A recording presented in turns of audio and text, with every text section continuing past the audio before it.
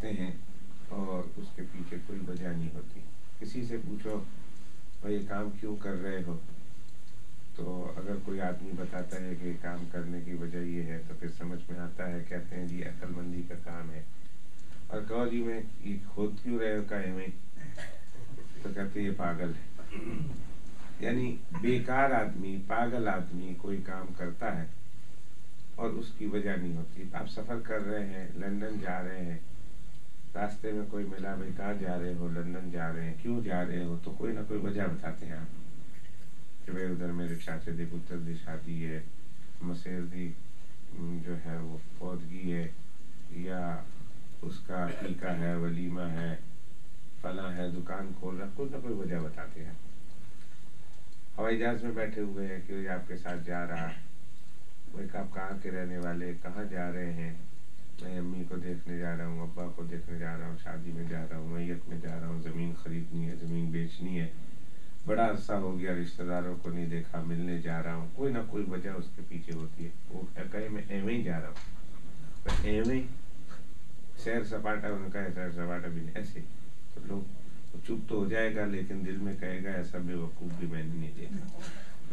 کہ بھائی ایویں جانے کا تو کوئی مقصد ہوتا ہی نہیں. تو دنیا میں کوئی عقل مند جس کو تھوڑی بہت عقل ہو، وہ کوئی کام بھی کرتا ہے تو اس کے پیچھے کوئی راز ہوتا ہے. اور حکیم اور عقل مند کوئی نہ کوئی کام کوئی نہ کوئی وجہ سے کرتے ہیں. اور جو حکیم ہوتے ہیں، عقل مند ہوتے ہیں، وہ تو بلا وجہ کے کوئی کام کرتے ہی نہیں. تو پھر اللہ رب العزت جو خالق الحکماء ہے، حکیموں کا پیدا کرنے والا ہے، صرف حکیم نہیں، وہ حکیموں کا پیدا کرنے والا ہے. تو اس کا کوئی عمل حکمت سے کیسے خالی ہوگا؟ جب وہ کوئی کام کرتا ہے، اس کا کوئی بھی کام ہوا ہے اور کوئی کام اس کی طرف سے ہوگا، وہ بغیر حکمت کے نہیں ہوگا. اس کے اندر حکمت، اس کے اندر راز، اس کے اندر وجوہات پوشیدہ ہوں گی. اور ایک نہیں، دنیا کے حکیم ایسے ہوتے ہیں کہ ایک کام کرتے ہیں اس میں کئی وجہ ہوتی ہے. کبھی کبھی آپ نے سنا ہوگا، وہ انگلش کا ایک سیئنگ ہے، کہاوت ہے کہ kill two birds with one stone، کہ ایک پتھر سے دو برڈ مار دو، ایک پتھر سے دو جانور مار دو. یہ کہاوت ہے اور اس کا مطلب یہ ہے کہ ایک تیر سے دو شکار، ایک کام سے، ایک بات سے کئی مطالب. تو جب دنیا کے انسانوں کا، دنیا کے حکیموں کا، دنیا کے عقل مندوں کا یہ حال ہے کہ وہ ایک عمل سے کئی مطالب حاصل کرتے ہیں، ایک کام سے، اس کے اندر کئی راز پوشیدہ ہوتے ہیں. تو کیا خیال ہے اللہ سبحانہ و تعالیٰ جو حکیموں کا حکیم ہے، حکیموں کا پیدا کرنے والا ہے، اس کے ایک ایک کام میں کتنے راز ہوں گے، کتنی حکمتیں ہوں گی، کتنے اس کے اندر مصلحتیں ہوں گی، علتیں پوشیدہ ہوں گی. کبھی ایسا ہوتا ہے کہ یہ اللہ پاک خود راز ظاہر کر دیتے ہیں کہ بھئی یہ کام میں نے اس لیے کیا کہ اس کے پیچھے یہ راز ہے. کبھی اللہ تعالیٰ اپنے بندوں پر وہ راز کھول دیتے ہیں کہ یہ کام میں تم سے کروا رہا ہوں، حکم دیا ہے کرنے کا، اور یہ اس میں یہ راز ہے. یہ کام ہے میں نے کہا مت کرو، اس میں یہ راز ہے. ایک چھوٹی سی بات بتاؤ کہ خنزیر کا گوشت شریعت نے کیا کہا؟ مت کھاؤ. اللہ نے حرام قرار دے دیے. لیکن اب یہ خنزیر کا گوشت حرام کیوں ہے؟ آپ حیران رہ جائیں گے کہ 1400 صدی سے 1400 صدی اس حکم کو گزر گئے ہیں. اسلام کی بات کر رہا ہوں، ورنہ پچھلی شریعتوں میں بھی خنزیر کا گوشت کھانا حرام تھا. بائبل اٹھا کے دیکھیں تو اس میں بھی خنزیر کا گوشت کھانا حرام ہے. तौरात उठा कर देखें तो तौरात में भी आपको मिलेगा कि खंजीर का गोश्त खाना। तो आसमानी जितनी किताबें हैं, जितनी शरीयतें आसमानी शरीयतें हैं, उन आसमानी शरीयतों में तो ये बात बगैर किसी लगी लपट के लिखी हुई है कि खंजीर का गोश्त खाना हराम है। लेकिन हमारी शरीयत में तो बिल्कुल वजाहत के साथ मना कर दिया। वो क्यों खाते हैं उनकी किताबों में आज भी मौजूद है। यहूदियों के यहाँ कि मत खाओ, ईसाइयों के यहाँ कि मत खाओ। यहूदियों में एक बड़ा तबका नहीं खाता, लेकिन जो उनका बागी तबका है वो खाता है। लेकिन मजहबी तौर पर उनके यहाँ आपको ये मिलेगा कि उनसे पूछो कि तुम्हारे यहाँ खंजीर का गोश्त खाना कैसा है, तो मजहबी तौर पर उनके यहाँ ये मिलेगा कि नहीं खा सकते। लेकिन ईसाइयों के यहाँ उनकी मजहबी किताबों में लिखा हुआ है खंजीर का गोश्त नहीं खाना, लेकिन मजहबी तौर पर इनके मौलवियों से और उनके पादरियों से और उनके बड़ों से, पेशवाओं से और मुक्तदाओं से और रहनुमाओं से पूछने जाओ तो वो उसके खाने की इजाजत देते हैं। बड़ी वजह बयान करते हैं, बड़ी इल्लतें बयान करते हैं। कुर्बान जाऊं कुरान मजीद पर कि कुरान मजीद ने एक जुमला कहा, इत्तखज़ू अहबारहुम व रुहबानहुम अरबाबम मिन दूनिल्लाह वल मसीह इब्न मरियम वमा उमिरू इल्ला लियअबुदू इलाहन वाहिदा। उन्हें तो इस बात का हुक्म दिया गया था कि एक ही अल्लाह की इबादत करनी है। मा उमिरू इल्ला लियअबुदू इलाहन वाहिदा, उनको ये कहा गया था कि एक ही अल्लाह की इबादत करनी है, उस अल्लाह के अलावा उसका कोई शरीक नहीं। लेकिन उन्होंने अल्लाह के इस हुक्म को पस्से पुश डाल दिया और इत्तखज़ू अहबारहुम व रुहबानहुम अरबाबा मिन दूनिल्लाह, इन्होंने अपने आलिमों को, अपने पीरों फकीरों को, अपने दरवेशों को अल्लाह सुब्हानहू व तआला के कायम मकाम लाकर खड़ा कर दिया, अल्लाह बना दिया। जब एक सहाबी मुसलमान होते हैं, ईसाई थे, जब ये आयत करीमा नाजिल हुई तो जनाब रसूलुल्लाह सल्लल्लाहु अलैहि वसल्लम की खिदमत में हाजिर हुए और हाजिर होकर अर्ज करने लगे, या रसूलुल्लाह सल्लल्लाहु अलैहि वसल्लम, आपके कलाम में ये बात आती है हम ईसाइयों के बारे में कि हमने अपने पीरों को, फकीरों को, दरवेशों को, अपने मौलवियों को, अपने आलिमों को हमने अल्लाह का दर्जा दे दिया है, अल्लाह के अलावा अल्लाह बना दिया।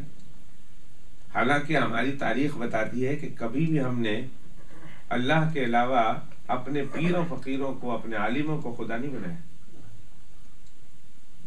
हमने अपने किसी प्रीस्ट को, किसी बिशप को, किसी पोप को हमने खुदा का दर्जा नहीं दिया। तारीख है हमारी, और आपका कुरान ये कहता है कि हम अपने बड़ों को खुदा का दर्जा दे रहे। तो क्या आपका अल्लाह का कलाम या आपकी शरई किताब, आपकी आसमानी किताब तारीख से गलत बयानी नहीं कर रहे? नऊजुबिल्लाह, गलत बयानी कर रहे। तारीख बताती है कि ऐसा कभी नहीं हुआ, और आपका कुरान कहता है कि ऐसा हुआ है। तो जनाब रसूलुल्लाह सल्लल्लाहु अलैहि वसल्लम ने उनसे पूछा, अच्छा मैं मेरे एक सवाल का जवाब दो, फिर मैं तुम्हारे सवाल का जवाब देता हूँ। उन्होंने कहा बताएं। का सवाल हमारा ये है, अल्लाह के पैगम्बर सल्लल्लाहु अलैहि वसल्लम ने फरमाया कि मेरा सवाल ये है कि अल्लाह सुब्हानहू व तआला तुम्हें किसी चीज के करने का हुक्म दे रहे हैं या रोक बचने का हुक्म दे रहे हैं, और अगर तुम्हारे ये पीर फकीर, तुम्हारे ये पोप, ये इमाम, ये पेशवा, ये मुक्तदा, ये रहबर, ये रहनुमा, अगर वो कहे कर लो, अल्लाह के तुम्हारी किताब कहती है नहीं करना, अल्लाह कहते हैं नहीं करना, और वो ये कहते हैं ये मत करो, हालांकि अल्लाह इजाजत देते हैं, तो तुम ऐसा करते हो कि नहीं? इनके कहने से अल्लाह के हुक्म को भी पसे पुश डाल देते हो, इनकी बात पर तुम अमल करते हो कि नहीं? उन्होंने कहा ये तो हम करते हैं। उन्होंने कहा फिर अल्लाह सुब्हानहू तआला बनाना और क्या मतलब हुआ? यानी इनको अल्लाह सुब्हानहू व तआला के मुकाबले में इनका कौल, अल्लाह का कौल एक तरफ, इनका कौल एक तरफ, और इन दोनों के कौलों में इस तरह तवाजुन दिया कि कभी कभी तो इसको अल्लाह के कौल को गिरा दिया, इनके कौल को तस्लीम कर लिया। तो फिर इनको अल्लाह मानना क्या फर्क रह गया? पीछे क्या रह गया? जरा थोड़ी देर के लिए यहाँ खड़े होकर मैं अपनी और आपकी हालत पर जरा मुतवज्जे करना चाहता हूँ कि हम में से कितने लोग हैं जो कुरान के मुतवाजी शरीयत कायम किए हुए हैं, कुरान के मुतवाजी दीन कायम किए हुए हैं। एक तरफ अल्लाह का दीन है, कुरान की बातें, और एक तरफ पीर फकीरों की बातें। اللہ کی باتوں کو چھوڑا جا سکتا ہے، لیکن پیر فقیر، ہمارے پیر فقیر نے کہہ دیا اس کی بات کو چھوڑا نہیں جا سکتا۔ میں ایک نہیں کئی مثالیں آپ کو دے سکتا ہوں، آپ کے سامنے موجود ہوں گی، بے شمار مثالیں جس پر آپ غور کر سکتے ہیں کہ اللہ یہ کہتا ہے، اللہ کا رسول یہ کہتا ہے، شریعت یہ کہتی ہے، اسلام یہ کہتا ہے، 1300 سال کا متفقہ عقیدہ یہ کہتا ہے، لیکن ہم نے ان متفقہ عقیدوں کو پیچھے پسے پش ڈال دیا، اور ہمارے پیروں نے، فقیروں نے، ہمارے بڑوں نے، ہمارے بزرگوں نے اگر ایک بات کہہ دی ہے تو کہتے جی ان کے کہنے سے وہ جائز ہو گیا ہے، چاہے 1400 سال 1300 سال کی پچھلی باتیں متفق ہیں اس کے حرام اور ناجائز ہونے پر انہوں نے کہہ دیا اسے ہم جائز کرا دیں۔ ایک نہیں کئی مثالیں میں اس وقت پیش کر سکتا ہوں۔ قرآن مجید اسی بات کو 10واں سپارہ ہے، یہ 10واں پارہ 11واں رکوع شروع ہوتا ہے۔ وقالت اليہود عزیر ابن اللہ وقالت النصارى المسیح ابن اللہ ذلك قولهم بافواہہم یضاہئون قول الذین کفروا من قبل قاتلهم اللہ انا یؤفکون۔ یہ آیت ختم ہوئی، اگلی آیت ہے اتخذوا احبارهم ورهبانهم اربابا من دون اللہ والمسیح ابن مریم۔ اللہ کے علاوہ انہوں نے مسیح ابن مریم کو بھی خدا بنایا، حتیٰ کہ عالم یہ ہے شرم کا اور بے حیائی کا اور ڈٹائی کا کہ انہوں نے اپنے احبار اور رہبان، اپنے مولویوں کو، عالموں کو اور اپنے پیر و فقیروں اور درویشوں کو بھی خدا سبحانہ و تعالیٰ کے علاوہ خدا بنا رکھا۔ اللہ کے حکم تھا کہ ایک اللہ کی بات ماننی۔ اگر یہ پیر فقیر عالم اللہ کی بات کے مطابق کہتے ہیں تو پھر ان کی بات کو ماننا ہے، اور اگر یہ اللہ کے رسول کی اور شریعت کے خلاف بات کہتے ہیں ان کی بات کو پسے کچھ ڈال دو، ردی کی ٹوکری میں پھینک دو، اللہ سبحانہ و تعالیٰ کی بات کو تم نے رد نہیں کرنا۔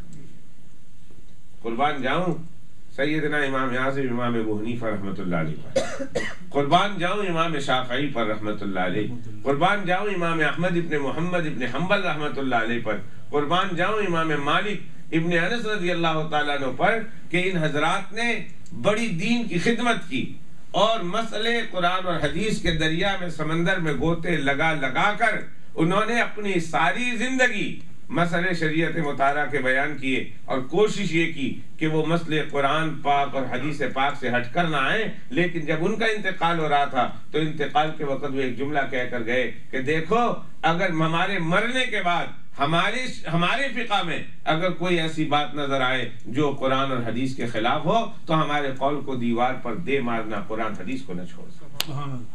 یہ جملہ کہہ کر گئے۔ ہر اماموں نے اپنی کتابوں میں لکھا ہے کہ اگر تم ہمارے فقہ کے پیروکار ہو لیکن ہمارے مرنے کے بعد دعویٰ نہیں ہے، دعویٰ کون کر سکتا ہے؟ شریعت مطالعہ کے بارے میں، اللہ کے دین کے بارے میں سب کچھ جاننے کا دعویٰ وہی کر سکتا ہے جو پاگل ہو، جو جتنا دین کے اندر کھبے گا، پنجابی آ گئی کھبے گا، ان میں کیا کرا ان نکل دیا تو نکلن دو، میں کیا کرا، لیکن جتنا کوئی اس کے اندر بیچ میں گھسے گا، جتنا شریعت مطہرہ کے سمندر میں گوتا زن لگائے گا، اس پر اتنی اپنی جہالت واضح ہوتی جائے گی کہ اچھا میں یہ بھی نہیں جانتا تھا، یہ بھی نہیں جانتا تھا، یہ بھی نہیں جانتا تھا، یہ بھی نہیں جانتا تھا۔ دوستو ہر روز انسان پر علم سے زیادہ اس پر اس کی جہالت کھلتی ہے۔ اگر وہ کتاب دوست انسان ہے، اگر وہ مجلسوں میں بیٹھنے والا ہے، اگر وہ درسوں میں بیٹھنے والا ہے، اگر وہ کلاس روم میں بیٹھنے والا ہے، یاد رکھیے اس انسان پر ہر روز اپنی جہالت کھلتی ہے۔ علم تھوڑا آتا ہے، جہالت زیادہ کھلتی ہے۔ اوہ 50 سال ہو گئے آج تک مجھے یہ بات پتا نہیں تھی، میں جاہل تھا۔ ارے 60 سال ہو گئے آج تک یہ بات نہیں معلوم تھی۔ تو اس پر جہالتیں کھلتی ہے، اس پر اس کے علم آتا ہے لیکن جہالتیں زیادہ کھلتی ہیں۔ تو جنہوں نے قرآن مجید اور احادیث پاک کے سمندر میں گوتے لگائے، وہ جانتے تھے کہ جو کچھ ہم نکال کے لائے ہیں یہ بہت کم ہے، اور جو کچھ پیچھے چھوڑ کے آئے ہیں وہ نکالنے سے زیادہ کئی چھوڑ کر آئے۔ ایک کتاب لکھی گئی ہے 5 لاکھ قرآن مجید کی تفسیر ہے، حدائق ذات بہجہ اس کا نام ہے، تفسیر حدائق ذات بہجہ، قرآن مجید کی ایک تفسیر ہے۔ ایک بزرگ نے لکھی اور اس کے 5 لاکھ صفحات ہے، 500,000 صفحات پر مشتمل قرآن مجید کی تفسیر ہے۔ اور یہ آج کل کا زمانہ نہیں ہے، کمپیوٹر کا زمانہ، ہاتھ سے لکھی ہے۔ 5 लाख صفحات اس زمانے کی ہیں. اندازہ لگا سکتے ہیں لکھنا کاٹنا. ہم ایک مضمون لکھنا چاہیں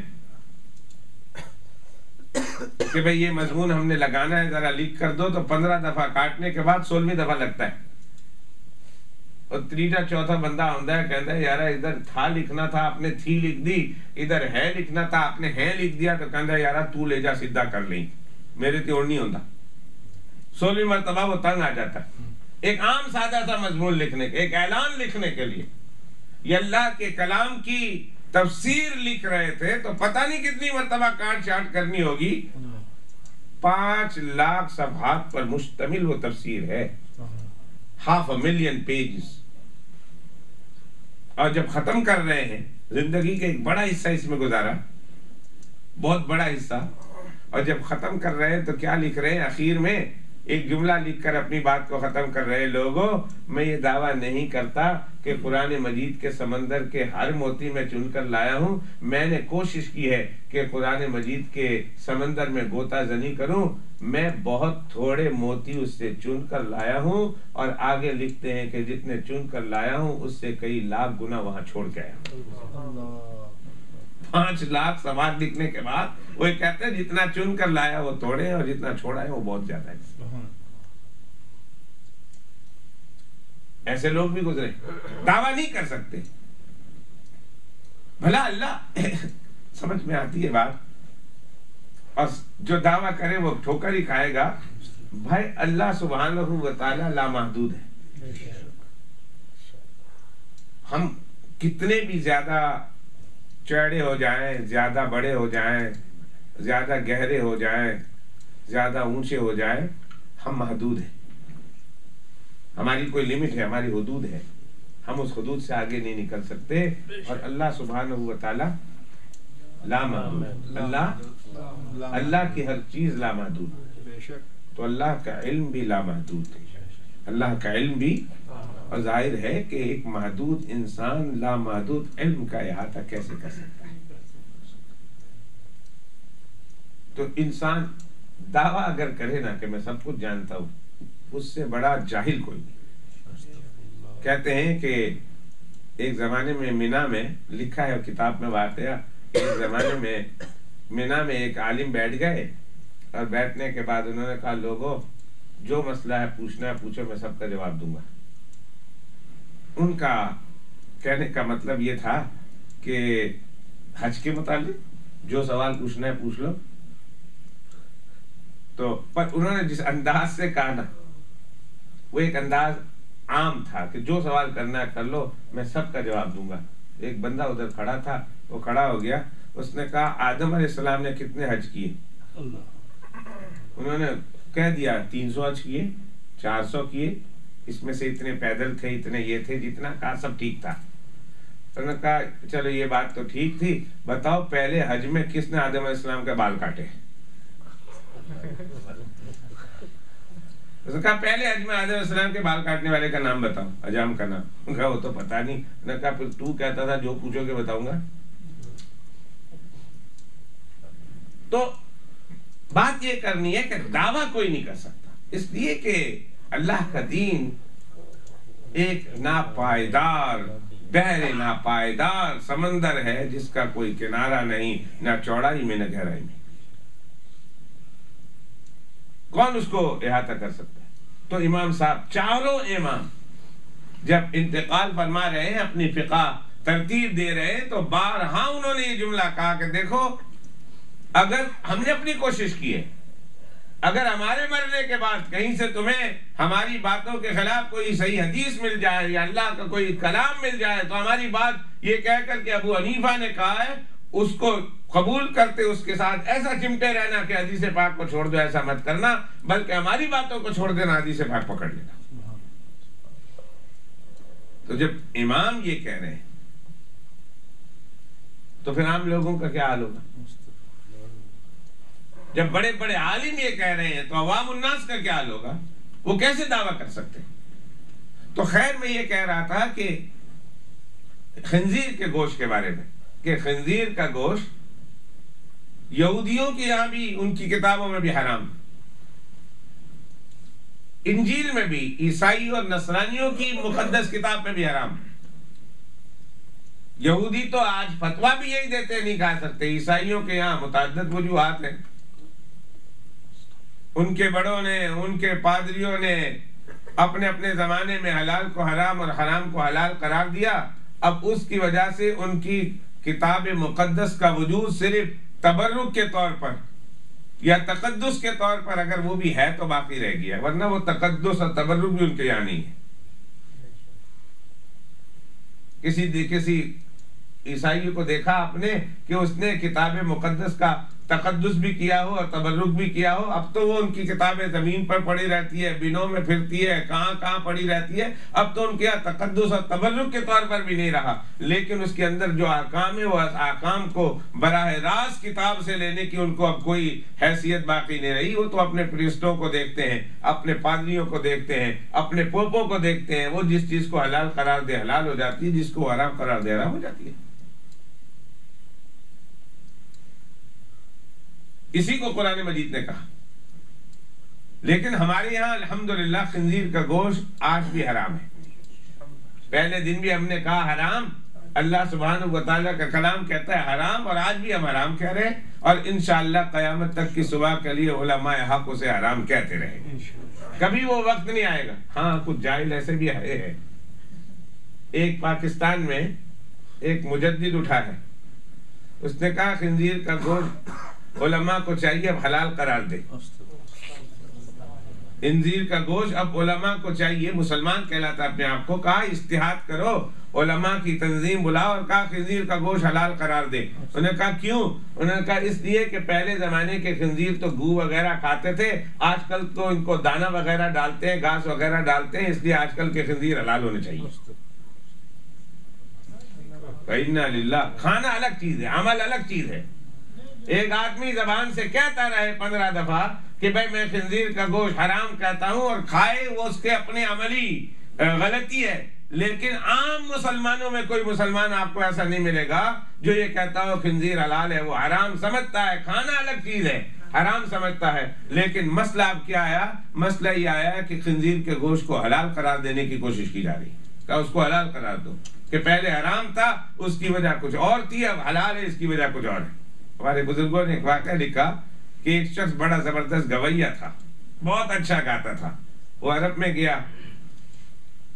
گیا تو اس نے عرب میں کسی عربی کو گویے کو گاتے ہوئے سنا تو بڑے پھٹے پرانے سسٹم کے بغیر گا رہا تھا، گلا اس کا بیٹھا ہوا تھا میری طرح، بانسری اس کی ٹوٹی ہوئی تھی اور اس کی آواز کوے کی طرح بلکہ سمجھو میری طرح تھی، سریلی، کوئی سر نہیں، کوئی محبت نہیں، کوئی مٹھاس نہیں، کوے کی طرح اس کی آواز تھی۔ وہ گا رہا تھا، جب وہ گا رہا تھا تو وہ یہ جو گویہ تھا بڑا پہنچا ہوا گویہ، اس نے جب سنا نا تو سن کر کہا کہ ہاں اسی وجہ سے رسول اللہ صلی اللہ علیہ وسلم نے گانا حرام قرار دیا، جب مجھ سے سن لیتے تو شاید حلال قرار دیتے۔ کہتے ہیں ایسے لوگوں کا سن کر رسول اللہ صلی اللہ علیہ وسلم نے شاید حرام قرار دیا، میرا سن لیتے تو حلال قرار دیتے، ایسے تو واقعی حرام ہونا چاہیے، کاش میں ہوتا، میں سنا تھا تو گانا حلال ہو جاتا۔ فَإِنَّا لِلَّهِ وَإِنَّا إِلَيْهِ رَاجِعُونَ۔ بات یہ کرنے کی ہے کہ بھئی اب حرام کو بھی حلال کرنے کی کوشش کی جا رہی ہے، لیکن الحمدللہ مسلمانوں کی اکثریت پہلے دن سے بھی خنزیر کو حرام سمجھتی ہے اور آج بھی حرام سمجھتی ہے، اور انشاءاللہ قیامت تک کی صبح کے لیے حرام سمجھتی رہے گی۔ جب تک مسلمانوں کا قرآن پر ایمان ہے اور ان چیلنج ایمان ہے، بلا کسی تشکیک کے، بلا کسی تردد کے ایمان اور یقین قرآن پاک پر، تو قرآن پاک کی آیت ہے انما حرم علیکم المیتۃ والدم ولحم الخنزیر، یا حرمت علیکم المیتۃ والدم ولحم الخنزیر، جب تک پڑھی جائے گی انشاءاللہ ثم انشاءاللہ خنزیر کو حرام سمجھا جاتا رہے گا۔ لیکن حرام کیوں ہے؟ حرام تو اللہ پاک نے قرار دیا، لیکن حرام کیوں ہے؟ 1400 سال سے اس خنزیر کے حرام ہونے کی علت اور وجہ علماء کرام بیان کرتے ہیں۔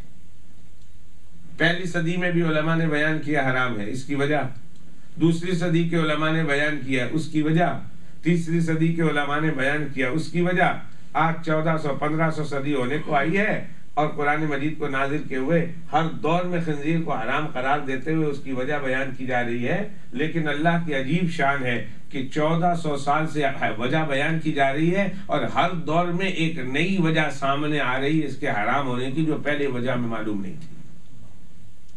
قیامت تک کی صبح کے لیے خنزیر حرام ہونے کی وجوہات ہر دور میں انسانوں پر اور زیادہ کھلتی چلی جائے گی۔ کل سائنس نے اتنی ترقی نہیں کی تھی، تو وہ راز خنزیر کے حرام ہونے کے وہ راز جو سائنٹیفک طریقے سے معلوم نہ ہو سکے تھے، اس دور میں جہاں سائنس نے ترقی کی ہے، سائنسی علوم نے اس کے حرمت کو اور زیادہ جو ہے اجاگر کیا اور واضح کیا ہے، اور وہ وجہ جو کل نہیں بیان کی جاتی تھی، جو پچھلی تفسیر کی کتابوں میں نہیں ملتی، وہ الحمدللہ آج ملتی ہے ہماری تفسیر کی کتابوں میں، اور معلوم نہیں دنیا آگے چل کر کتنی اور ترقی کرے گی، اور پتہ نہیں اس کے حرام ہونے کی اور کیا کیا وجوہات قیامت تک کی صبح کے لیے انسانوں پر کھلتی چلی جائے گی۔ ایک چھوٹی سی کتاب ہے، وائی پوک از حرام، کہ پوک حرام کیوں ہے۔ ایک چھوٹی پاکٹ سائز کتاب ملتی ہے۔ میں نے اپنے ان بچوں کو کہا تھا کہ آپ لوگ بہت انڈیا کی انگلش تھی یا ساؤتھ افریقہ کی انگلش تھی، مجھے اس وقت یاد نہیں ہے، میں نے ان سے کہا تھا تم یہاں کی سادہ لینگویج میں، جو یہاں کی بچوں کی زبان ہے، اس لینگویج میں تم مختصر طور پر یہ خدمت دین کر لو کہ انگلش میں تم قرآن حدیث سے معلومات جمع کر کے، اور پھر صرف یہی نہیں کہ قرآن پاک سے معلومات جمع کر کے، حدیث پاک سے معلومات جمع کر کے، بلکہ اس میں موجودہ دور کے جتنے سائنسدان ہیں، اور ان سائنسدانوں نے پوک کے گوشت کو اور خنزیر کے گوشت کو نہ کھانے کی کیا کیا وجوہات بیان کی ہے، ان کو بھی اس کتاب کے اندر تم جمع کر کے اس کتاب کو چھوٹی سی پاکٹ سائز کی شکل میں لکھ دو۔ انشاءاللہ گارنٹی ہے صرف اس سے مسلمان کے بچوں کو ہی نہیں، انشاءاللہ غیر مسلموں کو بھی اس سے فائدہ ہوگا۔ اب تو یہاں تک ہم نے سنا کہ بہت سارے غیر مسلموں نے ان سائنٹیفک طریقے سے معلوم ہونے کے بعد انہوں نے پوک کھانا چھوڑ دیا۔ کیوں جی؟ بہت سارے ایسے ملے ہیں جنہوں نے کہا ہم نے خنزیر کا گوشت کھاتے تھے، لیکن جب اس کے یہ ساری وجوہات سامنے آئی ہم نے کھانا چھوڑ دیا۔ اور بعض بیماریوں میں تو ڈاکٹر خاص طور پر کہتے ہیں تو کھانا ہی نہیں۔ ہمارا ایک دوست تھا، وہ آیا، اس نے آ کر کہا مولوی صاحب عجیب بات ہوئی، فلاں میں ڈاکٹر کے پاس گیا تو ڈاکٹر نے مجھے بہت ساری باتیں کہی، کہا تم کو یہ بیماری ہے، تم شراب نہیں پینا اور پوک نہیں کھانا۔ دیکھا، میں نے ڈاکٹر کو کہا غصے میں کہ بھائی میں تو مسلمان ہوں۔ اس نے کہا ہم یہ نہیں پوچھتے کہ مسلمان کون ہوتا ہے، مسلمان کون نہیں ہوتا، ہم مذہب سے بات نہیں کرتے، ہم صرف یہ بتا دیتے ہیں پیشنٹ کو کہ کیا کھا سکتے ہو کیا نہیں کھا سکتے ہو، قطع نظر اس کی کہ تم مسلمان ہو کہ نہیں۔ تو گویا ڈاکٹر بھی مشورہ دے رہے ہیں کہ فلاں چیز سے احتیاط کرنا ان بیماریوں میں۔ تو اللہ سے بات تو یہاں سے چلی تھی کہ اللہ سبحانہ و تعالی احکم الحاکمین، اور اللہ سبحانہ و تعالی خالق الحکماء ہے، حکیموں کا پیدا کرنے والا ہمارا رب ہے۔ اس کے ہر حکم میں حکمتیں ہیں، ہر حکم میں اس نے کرنے کو کہا تو کرنے کی وجہ کیا ہے، اس میں بھی ہزاروں حکمتیں۔ اس نے بچنے کو کہا تو اس کے بچنے میں کیا کیا حکمتیں ہیں اور اس کے کیا کیا فائدے ہیں انسانوں کو، اللہ رب العزت نے کھول کر بیان فرمائے۔ اور کچھ وجہ تو اللہ نے خود بیان کر دی، کچھ وجہ اللہ پاک کے رسول صلی اللہ علیہ وسلم نے احادیث پاک میں بیان کر دی، اور کچھ وجہ اس کے اللہ کے حکم کی، اور کچھ وجہ اللہ کے حرام کردہ چیزوں کی نہ کرنے کی وجہ علماء دین کے دلوں پر اللہ رب العزت نے اتاری ہے کہ یہ وہ چیزیں ہیں، یہ وجوہات ہیں کہ ان وجوہات سے اللہ کے اس حکم کو پورا کرنا چاہیے اور ان وجوہات سے نہیں کرنا چاہیے۔ تو جو میرا اللہ ہر حکمت کے پیچھے، ہر کام کے پیچھے لاکھوں حکمتیں پوشیدہ رکھتا ہے، لاکھوں حکمتیں جمع کر کے وہ حکم دیتا ہے، تو میرے اللہ نے جناب رسول اللہ صلی اللہ علیہ وسلم کو معراج شریف میں آسمانوں پر بلایا۔ زمین پر اللہ چاہتا، دیکھیں ہر نبی کو اللہ نے معراج عطا فرمائی ہے، لیکن ہر نبی کی معراج ان کی شان کے مطابق ہوئی۔ کسی نبی کو اللہ سبحانہ و تعالیٰ نے کوہ طور پہ بلا کے معراج کی، کسی نبی کو اللہ رب العزت نے آسمان پہ بلا کے معراج کرائی۔ عیسیٰ علیہ السلام کہاں ہے؟ آسمان پر، آسمان دنیا میں، دوسرے آسمان پر۔ آپ سنیں گے کہنے ساتویں آسمان پہ نہ نہیں لیندہ جی، اچھا چلو جی تسی تک آئے ہو، اسی تو سنیا دوسرے آسمان تے، سانو تو رسول پاک صلی اللہ علیہ وسلم نے دسیا دوسرے آسمان تے، تسی چوتھے کتے بٹایا۔ انہوں نے رسول پاک صلی اللہ علیہ وسلم نے تو فرمایا دوسرے آسمان پہ، پہلے آسمان پہ آدم علیہ السلام اور دوسرے آسمان پہ حضرت عیسیٰ علیہ السلام۔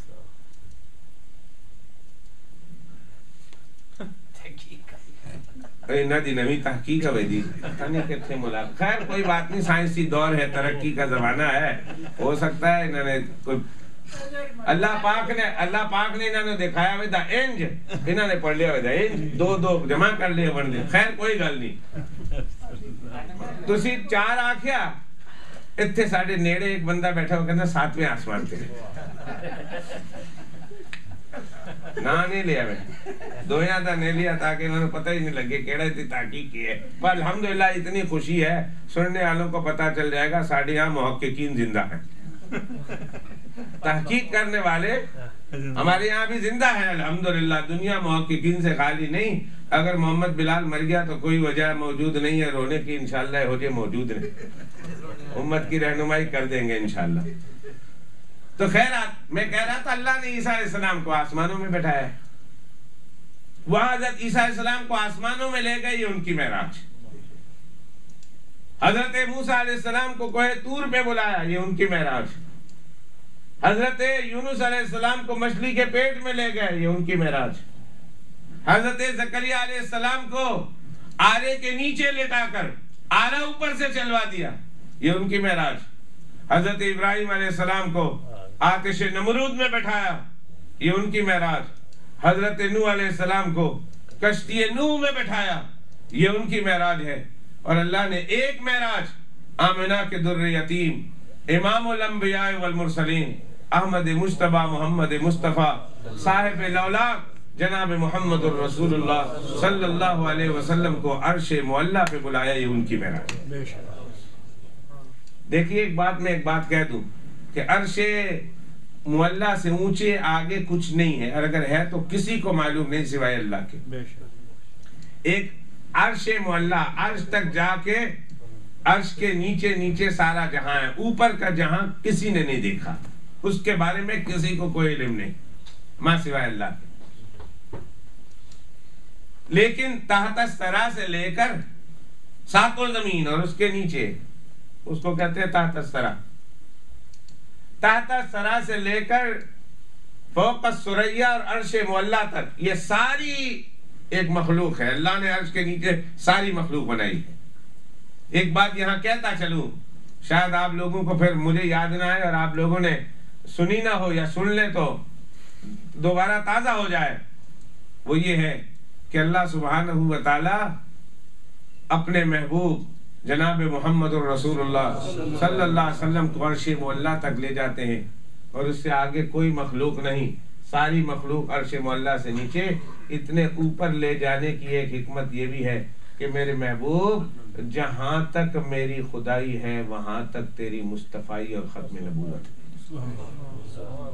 دنیا ختم وہاں تک میں لے جاؤں گا جہاں کے بعد دنیا نہیں، جہاں کے بعد مخلوق نہیں۔ بتا دیا میرے محبوب جہاں تک تو گیا ہے وہاں تک سب کا تو نبی ہے، اور اتنا اونچا لے جانا یہ محمد الرسول اللہ صلی اللہ علیہ وسلم کے ختم نبوت کی دلیل ہے کہ خدا کی مخلوق ختم اور اس کے آگے کوئی مخلوق نہیں۔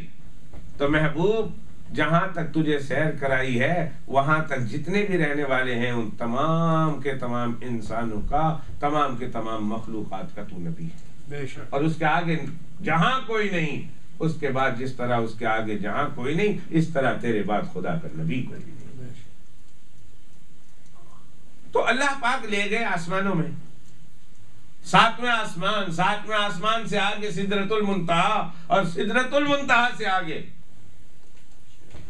عرش معلیٰ تک۔ یہ سدرۃ المنتہا سے آگے عرش معلیٰ تک یہ وہ سفر ہے کہ اس سے پہلے یہاں کسی کا گزر نہیں. سدرۃ المنتہا تک تو گئے ہیں حضرت جبرائیل علیہ السلام تک، سدرۃ المنتہا تک، اور سدرۃ المنتہا سے اگلے جہاں کا کسی کو کوئی پتہ نہیں، عرش معلیٰ تک. اور قربان جاؤں، اور کیا اس سے زیادہ اعلیٰ شان بیان ہو سکتی ہے. امام الانبیاء والمرسلین، سید الانبیاء والمرسلین، صاحب لولاک جناب محمد رسول اللہ صلی اللہ علیہ وسلم کی، کہ اللہ کے پیغمبر اسلام سدرۃ المنتہا سے بھی آگے جاتے ہیں عرش معلیٰ تک. اور قرآن مجید اس قرب کو بیان کرتے ہوئے یوں کہتا ہے کہ فَكَانَ قَابَ قَوْسَيْنِ أَوْ أَدْنَىٰ، کہ اللہ پاک نے اپنے حبیب کو اتنا قرب عطا فرمایا، اتنا قرب عطا کیا کہ قَابَ قَوْسَيْنِ أَوْ أَدْنَىٰ، کہ دو کمان کا فاصلہ بلکہ اس سے کم کا فاصلہ رہ گیا. اور یہ قاب قوسین، دو کمانوں کا، یہ جو ہے نا قاب قوسین، یہ دو کمانوں کا فاصلہ ایک عربی محاورہ ہے. جس طرح اردو کا محاورہ ہے، ہم ہر محاورہ اردو میں نہیں سمجھ سکتے، عربی کا ہر محاورہ، جس طرح اردو کا ہر محاورہ کسی دوسری زبان میں منتقل نہیں کیا جا سکتا. مجھے یاد ہے ادھر ایک وقت آیا تھا بڑے بڑے لوگوں کا، تو اوپر سارے ملے تو انہوں نے بھی بہت انجوائے کیا. تو اخیر میں نے بھی، میرے ساتھ انٹرپریٹر تھے، تو میں نے ان کو کہا، ان کو کہہ دو کہ آپ کے آنے سے، آپ لوگوں کے آنے سے میرا دل باغ باغ ہو گیا. تو اگلا بندہ اس کا ترجمہ کرتا ہے کہ آپ لوگوں کے آنے سے مولوی صاحب کا دل باغ باغ ہو گیا، کہ he said his heart become garden کہ his heart become garden. تو ایک انگریز عورت تھی، وہ بھی ذرا جولی ٹائپ کی تھی، اس نے کہا وائی گارڈن وائی ناٹ پاک. گارڈن تو پھر بھی چھوٹا ہوتا ہے، یہ پاک کیوں نہیں کہا؟ Why not his heart become پاک. میں نے کہا all very پاک are small, garden is big. تو یہ اب اس کا ترجمہ نہیں ہو سکتا. my heart become garden کا یہ محاورہ ہے، اس کا لفظی ترجمہ نہیں ہو سکتا. یہ کہہ سکتے he is very happy، very happy کہہ سکتے ہیں، لیکن ترجمہ نہیں ہو سکتا. تو قاب قوسین یہ عربوں کا ایک محاورہ ہے